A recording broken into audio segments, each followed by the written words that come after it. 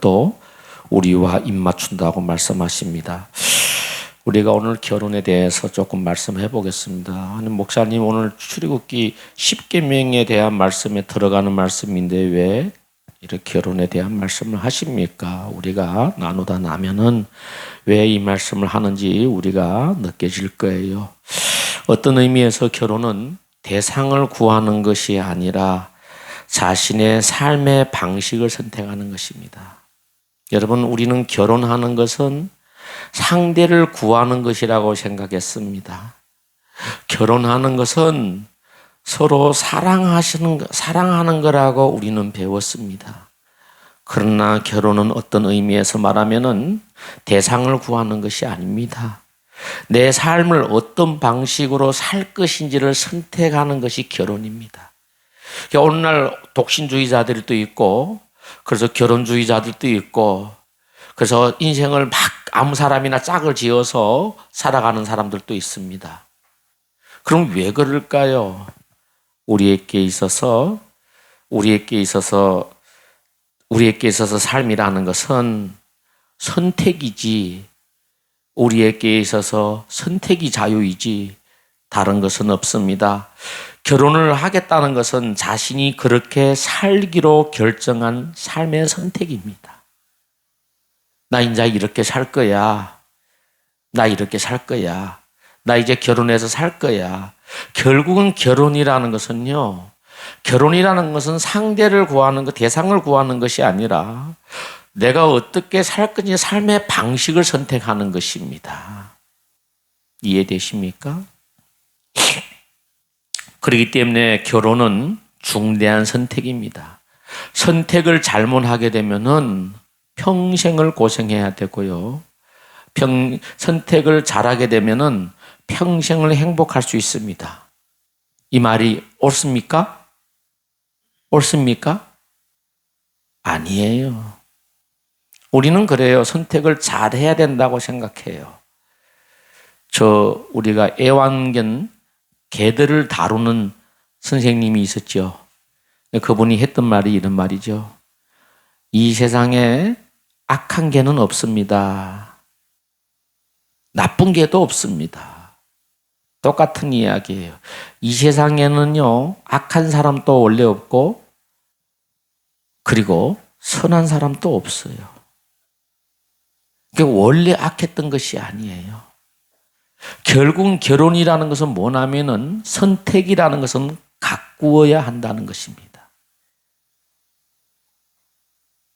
소련의 어떤 시인이 말하기를 부부라는 것은 마치 뜰 안에 심어놓은 가지나무와도 같아서 거기에다가 물을 주고 가지를 쳐주고 아껴서 길러서 아름다운 열매를 맺게 하는 것이 부부라는 것입니다.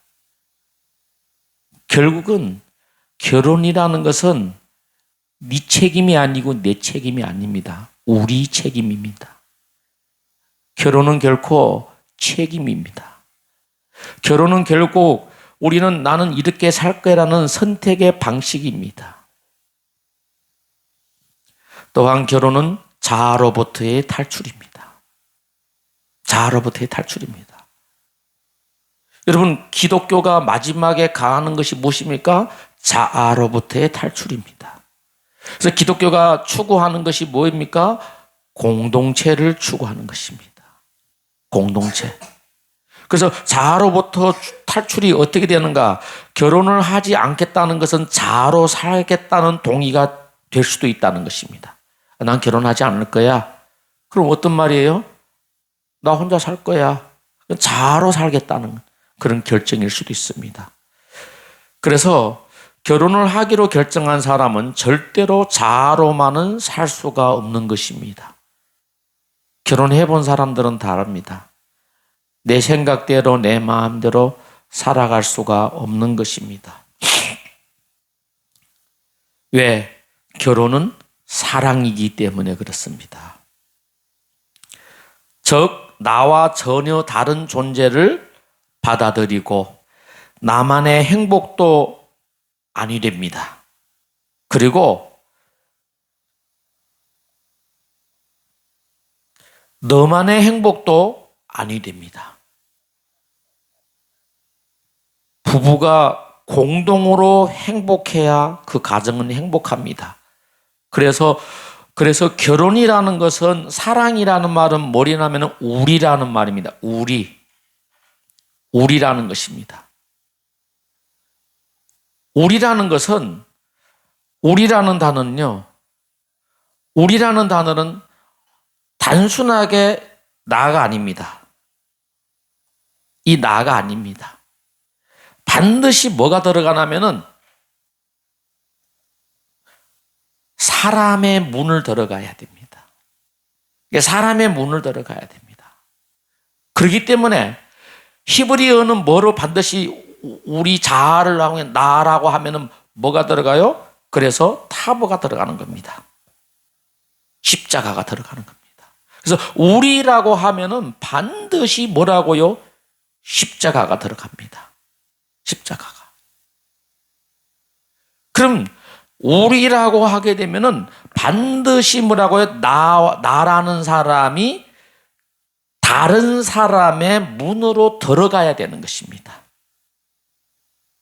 그래서 우리는, 예수님은 이 말씀을 요한복음에서 뭐라고 이야기하냐면은 내가 14장에서 내가 너희 안에 너희가 내 안에라는 것입니다. 내가 너희 안에 들어가야 될 뿐만 아니라 너희도 내 안으로 들어와야 된다는 거예요.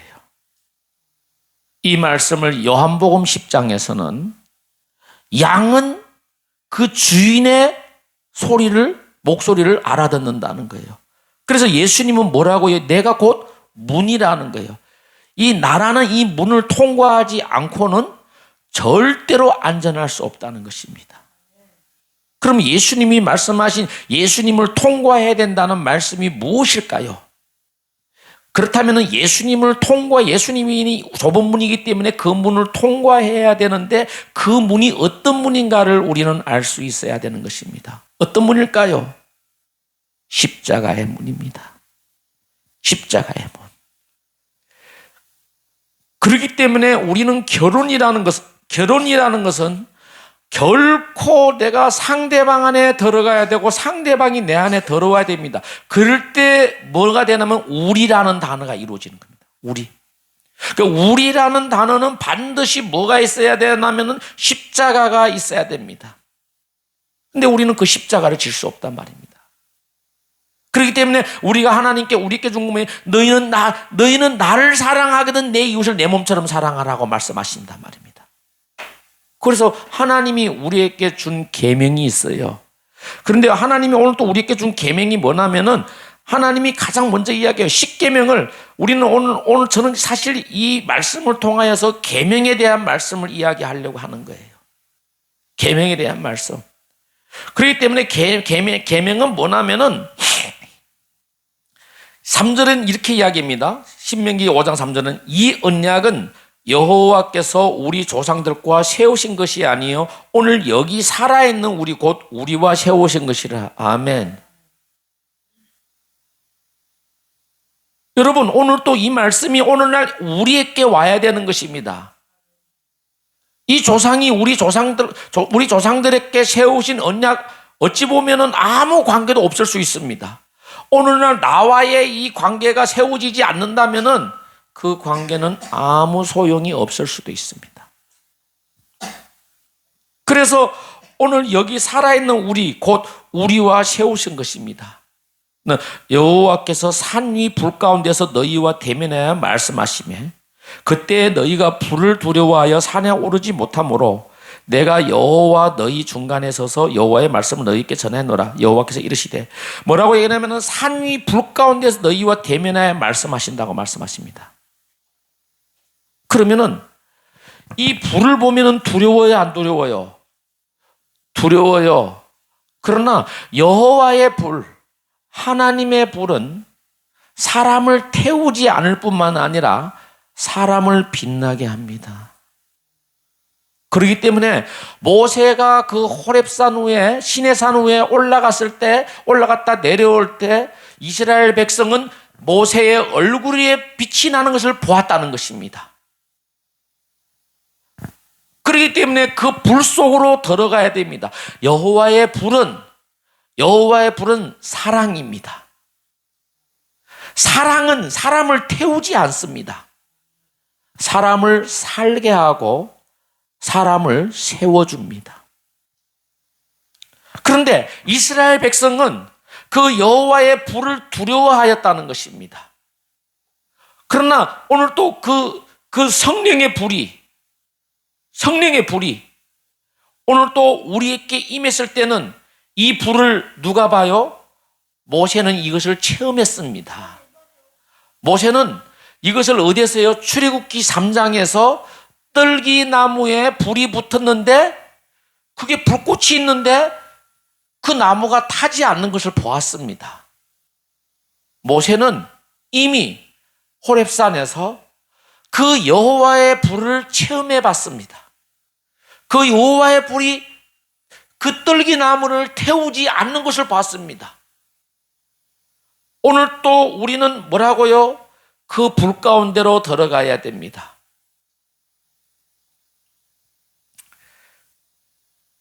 그러면서 뭐라고 이야기해요? 나는 너를 그 하나님이 여호와 하나님이 모세에게 이 십계명을 주면서 하신 말씀이 있습니다. 어떤 말씀을 했습니까? 나는 너를 애굽 땅 종되었던 집에서 인도하여 낸 내 하나님 여호와니라. 아멘. 십계명을 말할 때는 또한 출애굽기 20장에도 있는데 우리 출애굽기 20장을 한번 펼쳐봅시다. 출애굽기 20장에도 이 말을 똑같게 합니다.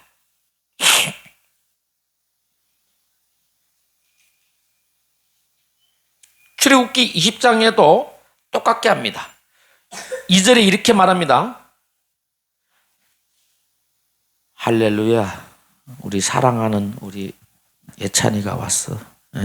2절 봐요.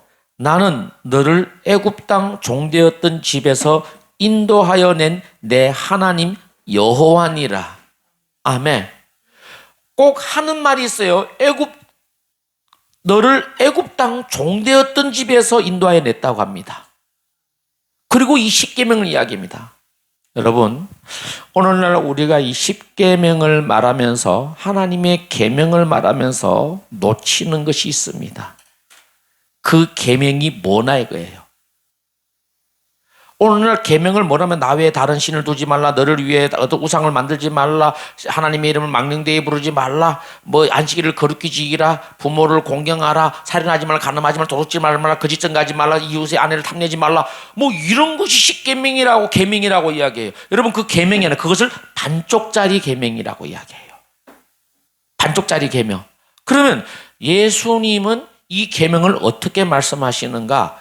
요한복음 15장 12절을 한번 찾아봐요. 요한복음 15장 12절을 한번 찾아봐요.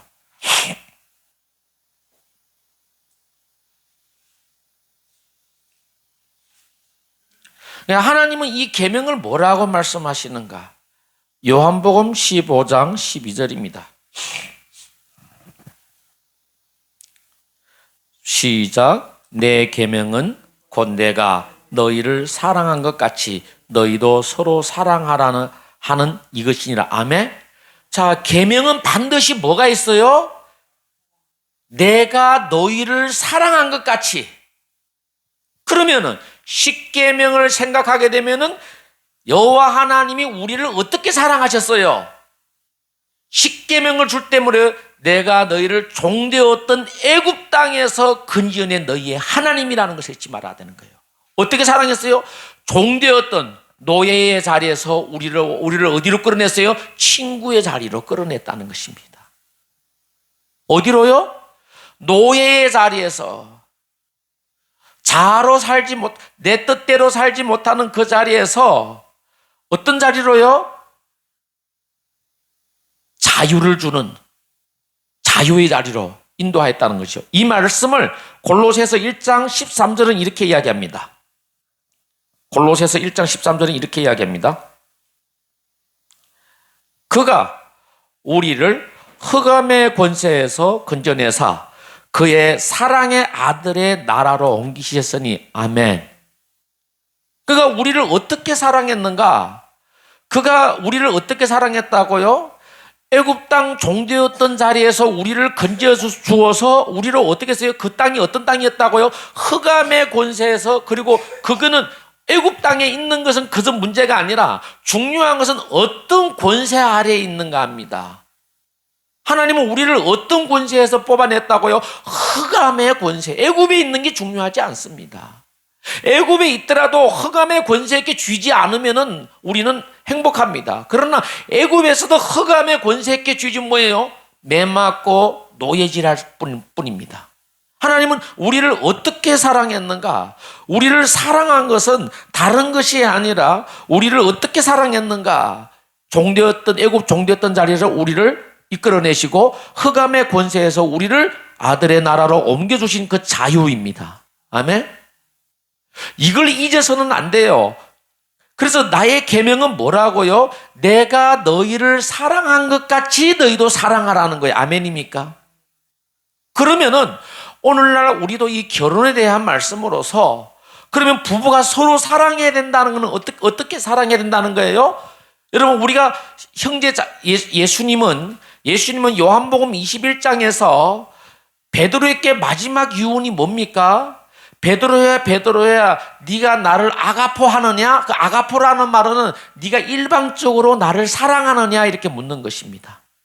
그랬더니 베드로는 세 번을 이렇게 물어봤는데 두 번을 이렇게 물어봤는데 두 번을 베드로는 뭐라고 대답해요? 똑같이 휠레오로 대답합니다. 뭐라고 대답해요? 자, 이것이 뭐라고 십계명의 이야기입니다. 자, 그리고 계명의 이야기입니다. 자, 우리가 한번 찾아봐요. 요한복음 21장. 이 말씀이 그렇게 쉬운 게 아니에요. 그저 우리는 뭐 세 번 물어봤다고 하는데 그러지 않아요.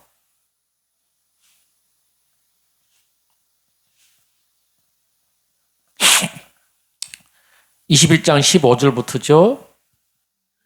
이렇게 썼어요. 그들이 조밥 먹은 후에 예수께서 시몬 베드로에게 이르시되 요한의 아들 시몬아. 이유가 있는 거예요. 무엇 때문에 요한의 아들 시몬아 그래요? 요한이라는 말은 사랑받는 자라는 겁니다. 하나님으로부터 사랑받는 자의 아들. 그리고 누구라고요? 시몬아. 시몬이라는 말은 뭐예요? 믿음을 가진 자야 이런 말이에요. 내가 이 사람들보다 나를 더 사랑하느냐 이렇게 이야기합니다. 근데 여기서 사람들보다 더 사랑하느냐 하는 뭐예요? 아가파오라는 단어를 씁니다. 이 아가파오라는 단어는 뭐냐면은 사랑받는 이라는데 이 의미는 뭐라고요? 일방적이에요. 그러니까 단방향적인 사랑이에요. 쌍방향이 아니라 단방향이라고요. 그러니까 마치도 뭐와 같으냐면은 엄마가 어린 아이를 사랑하는 것처럼 단방향입니다. 그래서 아가포 사랑하느냐 이렇게 물어보니까 그러하나이다. 내가 주님을 사랑하는 줄 주님께서 아시나이다 그래요. 자, 여기서 뭐라고 이야기하냐면은 여기서 사랑이라는 단어를 뭐라 쓰면 휠레오라는 단어를 씁니다. 그러니까 지금 하나님이 그 예수님이 그 지금 누구에게요? 지금 베드로에게 말씀하시는 사랑은 지금 뭐라고요? 아가포의 사랑을 말하는데 베드로는 어떤 사랑을 말해요? 휠레오의 사랑을 말해요. 여러분 이 말씀은 그저 이런 이야기가 아니에요. 이 이야기가 있기 전에 베드로와 하나님과의 예수님과의 스토리가 있어요 없어요? 있어요. 오른쪽에 그물을 던져라. 3년 반 동안 예수님을 따라다녔고 심지어 예수님 앞에서 뭐라고 했어요? 모든 사람이 예수님을 배반할지라도 나는 예수님을 배반하지 않겠다고 고백한 베드로가 예수님이 잡히자 예수님을 어떻게 됐어요? 3번이나 배신한 사람이에요. 이런 겪은 사람이에요. 그리고 예수님이 부활해 왔으니까 그 베드로가 거기에서 뭐예요? 굉장히 그 예수님이 그리고 돌아가시니까 어떻게 됐어요? 여전히 자기는 어떻게 됐어요? 자기는 여전히 그 세상에 그 물고기 잡으려 갔어요. 그런데 그런 자리까지 예수님이 찾아오셔서 그에게 아무런 말도 하지 않았고 어디에다가요? 베드로가 올라와 보니까 예수님이 어디에 앉아 있었어요?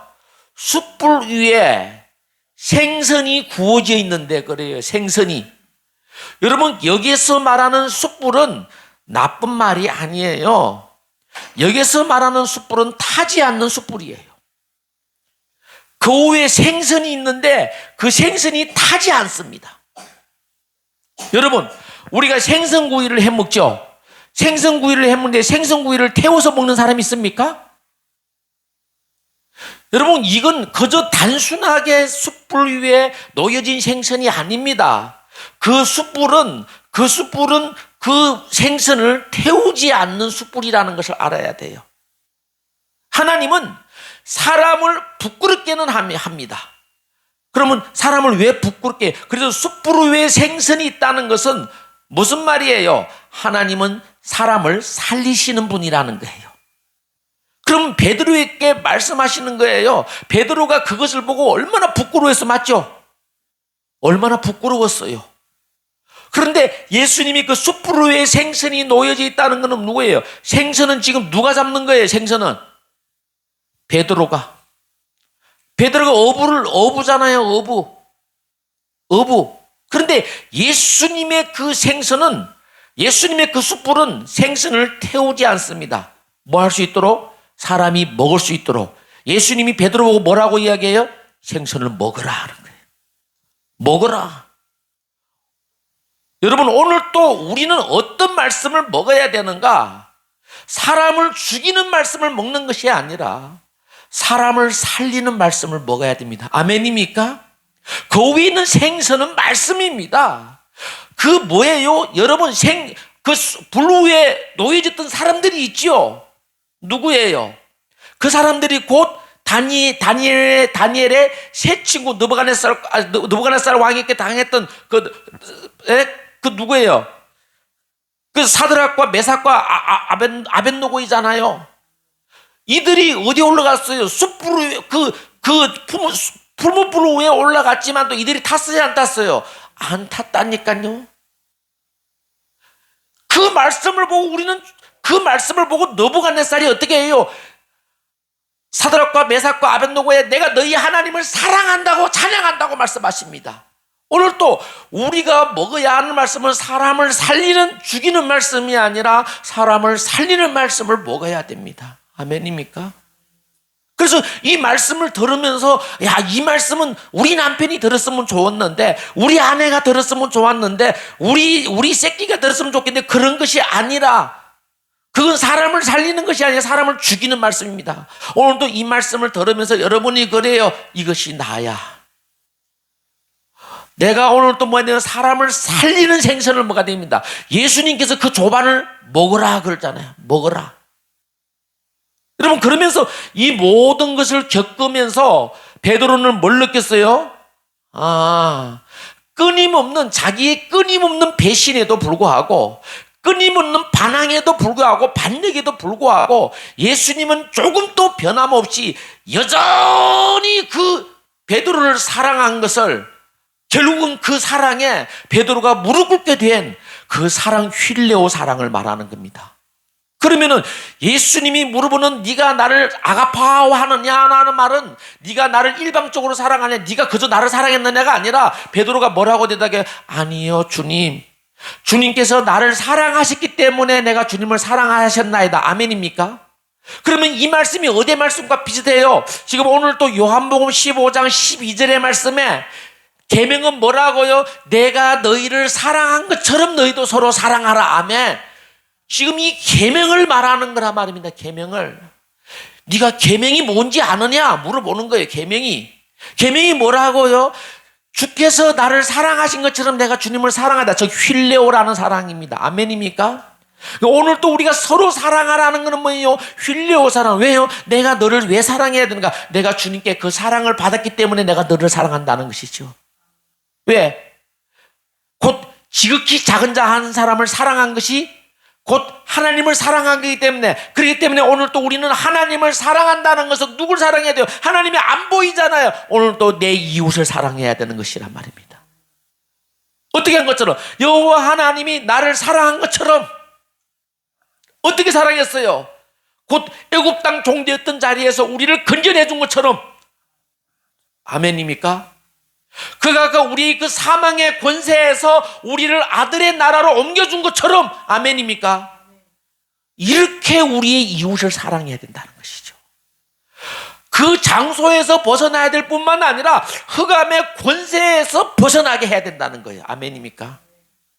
오늘날 이 사회는 펀펀한 사람들 같지만 또 내면에는 온통 상처가 되어 있고, 그리고 사람들의 마음은 다 분리되어 있고, 바깥을 보면은 건강한 사람 같고 정상적인 사람 같지만 또 내면에는 속이 썩어서 냄새가 나는 그런 시대에 갔습니다.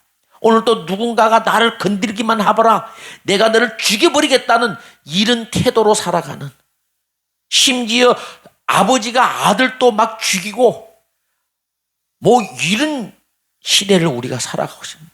겉모습 보기에는 펀펀하고 이러는데, 오늘 또 우리 권사님이 기도하면서 이렇게 말씀하셨어요. 뭐라고 말씀하셨어요? 저 병들어 있는 우리들을 구원해 달라고. 네. 그리고 이 경제가 어렵다고. 아니요. 아니요. 경제 어려운 거 아니에요. 그러면 뭐가 어려운 걸 것일까요? 여러분에게 질문할게요. 경제가 어려운 거 아니에요. 여러분, 뭐가 어려울까요? 우리의 마음이 어려운 것입니다. 우리의 마음이 어려우면은, 우리의 속사람이 어려워지면은 우리의 현실이 어려워집니다. 우리의 영적으로 우리가 어려우면은 우리의 현실적인 삶이 어려워집니다. 그래서 예배해야 되는 것입니다. 그래서 예배해야 되는 것입니다. 오히려 우리 로즈리 교회의 일부 기업들은 오히려 매출이 더 올랐습니다. 오히려 이 어려운 시기에 오히려 어떤 기업들은 매출이 더 올랐습니다. 그런데 나는 그래서 예배해야 되는 것입니다. 예배해야 되는 것입니다. 그래서 가능하면은 우리 가정 예배를 많이 드려야 돼요. 그래서 뭐라고요? 우리 로즈교회 모든 성도님들은 일주일에 한 번은 무조건 하고 평일에 어떻게 해요?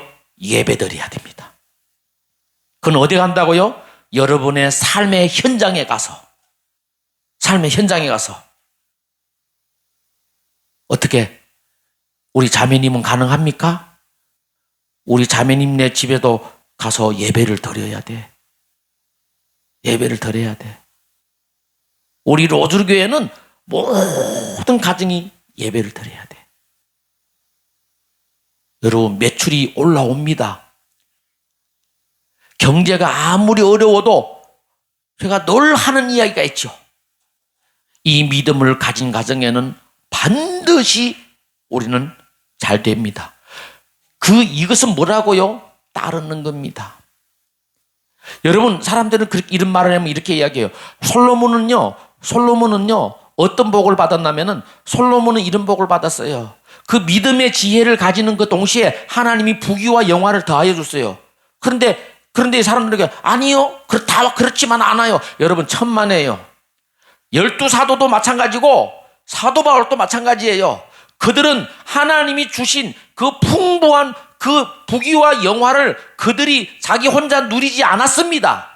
오히려 그것을 누구와 나눴어요? 이웃과 나눴던 것이지 그들에게 재물이 없어서 그런 게 아닙니다. 언제 사도 바울이 돈이 없다고 이야기한 적이 있습니까? 언제 베드로가 돈이 없다고 이야기했습니까? 그러지 않아요. 그들에게 부귀와 영화가 이어졌지만 또 그들은 그것을 가지고 자기 혼자 누리지 아니고 오히려 그것을 가지고 어려운 사람들께 나눠주기로 그렇게 사는 것이지 그들이 부귀와 영화가 없었던 건 아닙니다. 이 말씀을 잘 알아야 됩니다. 아니요, 베드로는 사도들은요 굉장히 어렵게 사는데요. 아니에요. 그들은 그렇게 살기로 삶을 선택한 것입니다. 아멘입니까? 오늘 또 우리가 결혼을 이야기한 것처럼 결혼은 뭐라고요? 대상을 구하는 것이 아니라 내가 그렇게 삶을 살기로 결정하는 것이고 선택하는 것입니다. 아멘입니까? 그걸 가지고 성경을 오해해서 보고 봐라, 사람들은 가난하게 살았다. 예수님은 아니요, 예수님은 가난하게 살으신 분이 아니라니까요. 성경을 왜곡되게 보고는 온통 그래서 가난해야 된다고 뭐 주의 종은 가난해야 된다고 그렇지 않아요. 오히려 어떻게 했다고요? 예수님도 마찬가지고 그 사도들도 마찬가지고 그들은 부귀와 영화를 자기들이 혼자 누리기로 하지 않은 것이 그렇게 선택한 것뿐입니다. 아멘입니까? 그들에게 부귀와 영화가 없어서 그런 거 아닙니다, 여러분. 사도 바울의 능력 좀 가진 사람이면은 사도 바울을 누가 따라다니나 봐요. 온통 왕족들이고요. 그래야 안 그래요? 사도 바울이 그 로마서에서는 그 열거 16장에 그 사도 바울을 따라다녔던 사람들의 이름을 열거해보면 뭐예요? 이름을 보면 다 안다니까. 보통 왕족들이고 부자들이고 대기업들이라고요. 이런 부인들이고 이렇다고요, 여러분. 부귀와 영화는 반드시 따릅니다. 아멘입니까? 그래서 성경 말씀 잘못됐다고 하면 안 됩니다. 오히려 그들은 예수님도 마찬가지고 사도들도 마찬가지고 사도 바울도 마찬가지고 이들은 그 부귀와 영화의 삶을 자신이 누리지 않기로 선택한 것뿐입니다. 아멘입니까? 재물이 없어서 그렇게 하지 않은 거 아니에요. 물질이 없어서 그렇게 살지 않은 거 아니에요. 그들은 그렇게 살기로 선택했다는 것이죠. 아멘입니까? 그것을 가지고 뭐 하나님을 따라도 믿음을 따라도 우리에게는 부귀와 영화가 그거는 아니라고 이런 말씀을 오해에게 전하면 안 돼요. 단 오늘의 우리의 결혼처럼 나는 그렇게 살기로 선택한 겁니다. 아멘입니까? 나는 독신으로 살겠다고 선택한 것처럼 나는 결혼해서 살겠다고 선택한 것처럼 이것은 선택입니다. 아멘입니까? 결혼은 선택이지 다른 것이 아닙니다. 어떤 말씀을 해다 열로 왔어요? 너무 먼데 온 것 같던데 뭐냐 하면은 하나님이 말씀하시는 계명은 베드로는 이런 모든 것을 통해서 알았단 말이에요. 그래서 뭐라고요? 휠레오 사랑을 말한 거예요. 네가 나를 사랑하냐? 예, 내가 주를 사랑하였나. 어떻게 사나? 휠레오로 사랑한다고. 이 말은 무슨 뜻이 들어가 있어요? 주께서 나를 사랑하셨기 때문에 나도 주님을 사랑합니다. 이 말이란 말입니다. 아멘입니까? 이 말씀이 그렇게 쉬운 말씀이 아니에요. 그래서 이 두 번째 말씀을 또 뭐라고 얘기해요? 두 번째도 그래요. 16절에 이렇게 얘기해요. 또 두 번째 이르시되 요한의 아들 시몬아 내가 나를 사랑하느냐? 여기도 사랑하느냐 뭐라고요? 여기에서도 아가포로 이야기입니다. 또 두 번째도 또 뭐라고요? 일방적인 사랑을 이야기, 단방향적인 사랑을 이야기합니다. 네가 무조건 하고 나를 사랑하느냐 이런 거죠. 무조건 하고. 아니에요. 베드로는 거죠. 아니요. 무조건 한 것이 아닙니다. 주께서 나를 사랑하신 것처럼 나도 주님을 사랑해야 돼. 결국 뭐예요? 계명의 이야기를 하는 거란 말입니다. 이 출애굽기 20장에 말씀하시는 나는 너희를 종되었던 애굽 땅에서 너희를 건져낸 여호와 하나님이라고 말한 것처럼 신명기 5장 6절에서 말씀하시는 것처럼 오늘도 요한복음 15장 12절에서 말씀하시는 계명이 뭐냐? 계명도 뭐예요? 내가 너희를 사랑한 것처럼 너희도 서로 사랑하라. 아멘입니까? 그렇기 때문에 베드로는 이것을 깨달았기 때문에 뭐예요? 휠레오 하는 거예요. 마지막까지도 베드로는 휠레오를 이야기합니다. 그리고 이르시되 주님 그러하나이다. 주님을 사랑하는 줄을 아노이다. 또 휠레오죠. 다시 말하면 뭐예요? 예, 주께서 나를 사랑하셨기 때문에 나를 주님 사랑합니다. 무조건이 아니라 조건이 있었다는 거예요. 어떤 조건이에요? 주께서 나를 사랑하신 것처럼 그래서 내가 주를 사랑합니다. 이걸 하는 거예요. 아멘입니까? 주께서 아시나이다. 그래요. 예, 그래요. 그럼 그래요라는 말은 무슨 말이에요? 예, 맞아요. 주께서 무조건 하고 나에게 일방적으로 사랑했기 때문에 그 사랑에 내가 감동되어서 나도 주님을 사랑해야 돼. 이 말씀을 하는 것이 지금 첫 번째과 두 번째 질문이란 말입니다. 아멘입니까? 자, 그랬더니 세 번째는 뭐라고 대답하나 봐요. 17절 이렇게 얘기죠. 세 번째 이르시되 요한의 아들 시몬아 내가 나를 사랑하느냐. 여기서 어떤 사랑을 하느냐 봐요. 예수님이 뭐라고 사랑해요? 휠레오를 이야기해요. 세 번째 사랑은 휠레오를 이야기한다고요. 이렇게 말하는 거죠. 세 번째 이르시되 요한의 아들 시몬아 내가 너를 사랑했기 때문에 끊임없이 사랑했기 때문에 너도 나를 사랑하느냐 이렇게 물어본 거예요. 그랬더니 뭐라고 하냐. 세 번째 내가 나를 사랑하느냐 하심으로 베드로가 근심하여 이르시되 고통스러운 거예요. 고통스러운 거예요. 그러니까 생각해봐요. 베드로가 왜 고통스러웠을까요? 여러분 우리가 생각해야 돼요. 베드로가 왜 고통스러울 거예요? 근심할 때 주님 모든 것을 아시오니 이렇게 이야기해요. 여러분 이 얘기는 복음이 들어가 있는 겁니다. 여러분 이건 베드로가 너무 물어보니까 겁나서 그렇게 겁나서 그런 거 아니에요. 진정한 사랑이 무엇인지 이제 알았기 때문에 그래요. 여기서 말하면 베드로가 뭐래요? 근심하여 이르시되 고통스러워함이 말했다는 거죠. 그러면 왜 고통스러웠을까요? 왜 고통스러울까요? 이번에는 예수님이 어떤 말씀을 했어요? 휠레오라는 사랑으로 물어다 네가 나를 휠레오하느냐 이렇게 물어봤잖아요. 이게 무서운 거예요. 이게 무서운 거예요. 왜 무서운가? 이거예요. 내가 너를 사랑했기 때문에 너 나를 사랑하지? 예, 맞습니다. 그런데요, 베드로가 너무 고통스러운 거예요. 왜 고통스러울까요? 왜 고통스러울까요? 베드로는 이번에 세 번째 물어봤을 때는 철저하게 깨닫습니다. 첫 번째와 두 번째는 그저 깨닫은 겁니다.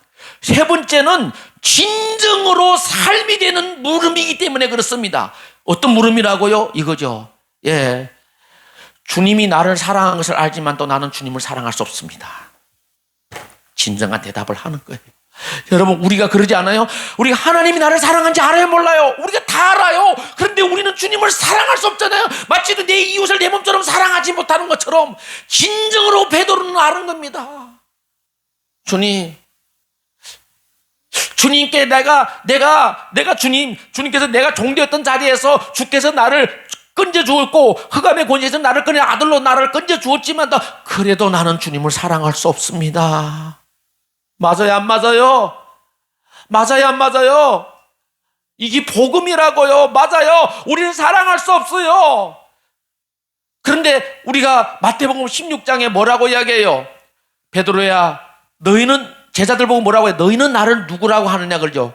누가복음 9장이고 이것은 마태복음은 16장이죠. 뭐라고 이야기해요?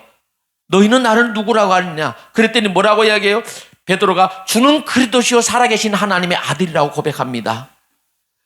여러분 이 고백을 했을 때 하나님은 바요나시구나 네가 복이 있도다. 내가 이 반석에다가 교회를 세울 것이고 내가 너를 축복하는 자를 축복하고 너를 저주하는 자를 저주할 것이다. 내가 너에게 네가 땅에서 매이면 하늘에서도 매이고 네가 땅에서 풀면 하늘에서도 풀어진다고 말씀하십니다. 그런데 여러분 물어봐요. 여러분 거기에 집중하지 마세요. 앞으로 집중하세요. 지금 거기에 집중할 때가 아니에요. 얼마나 중요한 부분인데요 지금. 여러분 그게 베드로가 이야기합니다. 뭐라고 이야기한다고요? 베드로가 우리는 뭘 한다고요? 예수님 이야기. 그건 네가 고백한 것이 아니요 네 안에 있는 하늘 아버지께서 고백하는 거다는 걸 가르쳐줘요. 여러분 우리도 알아야 될 것이 있어요. 우리가 아는 게 베드로는 몰랐어요. 그래요 주께서 나를 사랑하시니 나는 주님을 사랑해야 그죠? 몰라요. 나는 그렇게 사랑 못해요. 주께서 나를 사랑하게 해야 한다는 거. 은혜가 없이는 안 된다는 말이에요. 아멘입니까? 완전한 복음 속으로 들어가는 거예요. 예, 맞아요. 주께서 나를 사랑하신 것처럼 나도 주님을 사랑할 수 있어요? 없어요. 세 번째는 그러니까 이걸 깨닫고 나니까 세 번째 물어봤을 때 베드로는 더 깊은 것을 깨닫고 나니까 뭐예요? 은혜 없으면 되지 않습니다. 주께서 나를 도와주지 않으면 나는 사랑할 수 없습니다. 그렇기 때문에 고통스럽게 이렇게 이야기하는 거예요. 상통을 찍으려면 아니요. 난 사랑할 수 없어요. 여러분 이 요한복음 21장의 이 말씀은 그렇게 쉬운 말씀이 아니라고 이야기했죠. 그저 쉽게 우리는 풀이했다고요. 그러지 않아요. 베드로가 고통스러웠던 것은 예 맞아요. 주께서 나를 사랑하시니 우리도 주를 사랑하인다. 그러나 했잖아요. 그것도 안 되더라고요. 그것이 우리라는 거예요. 오늘도 하나님의 그 성령의 기름 부으심이 없이는 하나님의 은혜가 없이는 우리에게는 그것도 되지 않는다는 거예요. 우리는 아무것도 나 혼자 할 수 없다는 걸 아는 거예요. 그렇기 때문에 우리 계시록에 가면은 계시록에 한번 펼쳐봐요. 계시록 4장.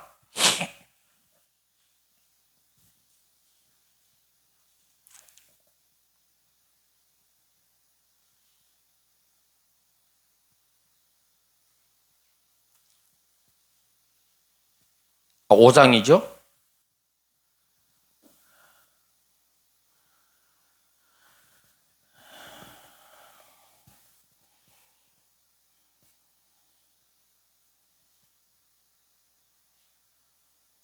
이 24장로가요.